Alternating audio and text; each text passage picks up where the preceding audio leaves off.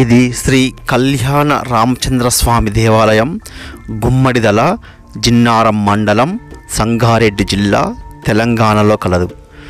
గుమ్మడిదల గ్రామంలోనికి వెళ్ళి ఇంకా దాటుకుని వెళ్ళిన తర్వాత చివర్లో ఈ గుడి ఉంటుంది.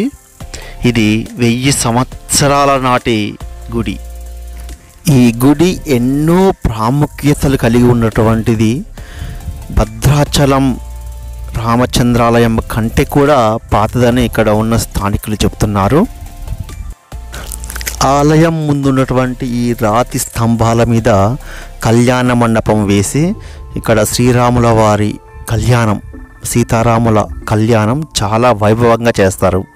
ఇక్కడ మన గుడి ముందు ఉన్నటువంటి 2 ఎత్తైనటువంటి రాతి స్తంభాలు అవి దీపస్తంభాలు.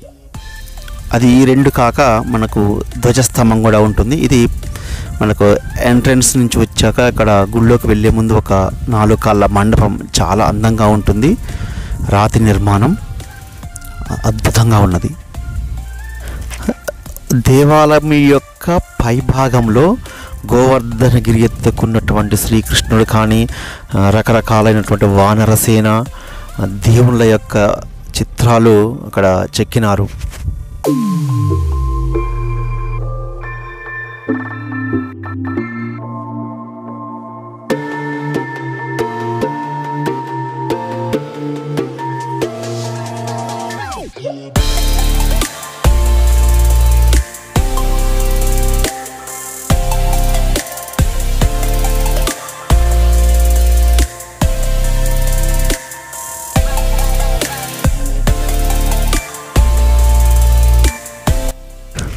మనకు ఆలయ గోపురం కిందనే గర్భగుడి ఉంటుంది.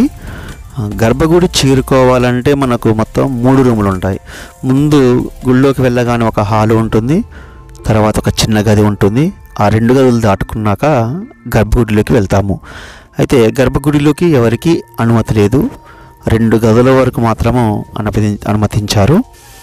ఇక్కడ గర్భగుడిలోకి పూజారి గారే కెమెరా తీసుకుని వారే చిత్రీకరించారు. ఇందులో మనకు రామ, లక్ష్మణ, భరత, శత్రుఘ్నులతో పాటుగా వారి సతీమణులు కూడా ఇక్కడ కొలువై ఉన్నారు. ఇలా ఉన్నటువంటి గర్భగుడి ఆలయం ఇది ఒక్కటే, ప్రపంచంలో ఇది ఒక్కటే అని పూజారి గారు అంటున్నారు. మనకు సీతాదేవి గారు ఇక్కడ ముందు మనకు రాముడికి మనం మీసాలు కూడా చూడవచ్చు.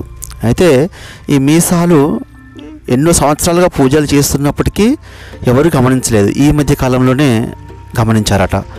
ఆ తర్వాత లక్ష్మణుడి సతీమణి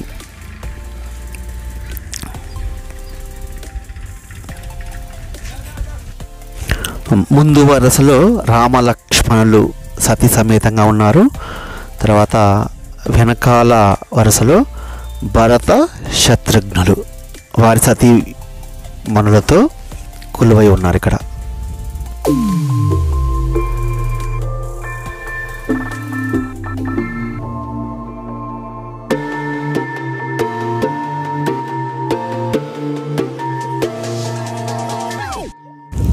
అయితే ఈ రామాలయంలో హనుమంతుని విగ్రహం లేకపోవడం కూడా ఒక ప్రాముఖ్యత. దీనికి కూడా ఒక కారణం చెప్తున్నారు అక్కడున్న పూజారి. ఎందుకంటే సీతారాముల కళ్యాణం నాటికి హనుమంతుడు లేడు, కావున ఇక్కడ మనకు హనుమంతుడు కనిపించడు అని అంటున్నారు. అయితే ఆలయ ఆవరణ బయట మాత్రం ఈ మధ్య కాలంలో ఒక హనుమాన్ విగ్రహాన్ని ప్రతిష్ఠించారు. అది మీకు కాసేపట్లో చూపిస్తాను.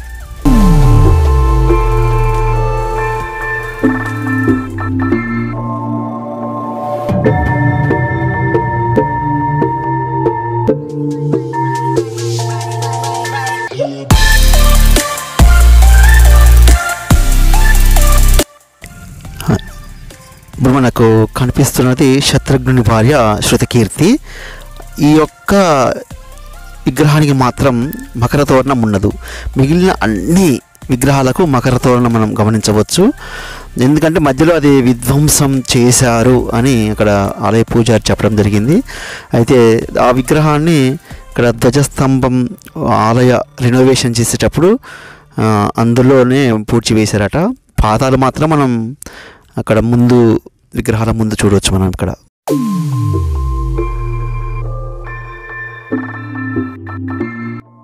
గర్భగుడి దాటుకొని మధ్యలోకి రాగానే మనకు 12 మంది ఆళ్వార్లు ఉన్నటువంటి విగ్రహాలను చూడవచ్చు. ఇక్కడ రాముడికి మరి మీసాలు ఎందుకున్నాయంటే అతను ఒక రాజు, రాజదర్పానికి గుర్తు ఏంటంటే మీసాలు.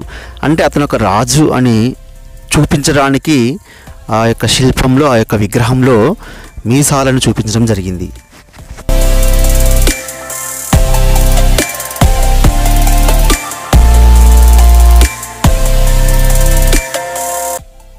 గుడి పక్కనే మనకు కనిపిస్తున్నటువంటి నిర్మాణము వంటగది. అంటే అప్పట్లో ఇక్కడ వంటలు చేసేవారట, అంటే అన్నదాన కార్యక్రమాలకు, అందుకోసం నిర్మించినటువంటి కట్టడం ఇది.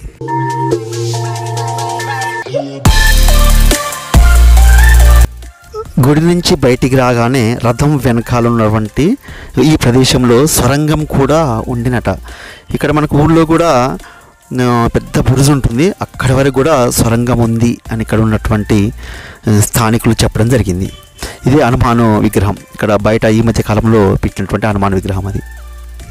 ఆలయానికి సంబంధించి ఇంకో ప్రాముఖ్యత స్వామివారి పాదాలు ఆవు కాలు ముద్రది. అయితే ఇక్కడ మనకు ఈ గుండు మీద ఒక పాదం గుర్తు కనిపిస్తుంది. ఇంకో పాదం గుర్తు ఏమో ఊళ్ళో ఇంకో దేవాలయం ఉందట, ఆ దేవాలయం దగ్గర ఇంకొక పాదం గుర్తు ఉందని ఇక్కడ ఉన్నటువంటి స్థానికులు చెప్పడం జరిగింది.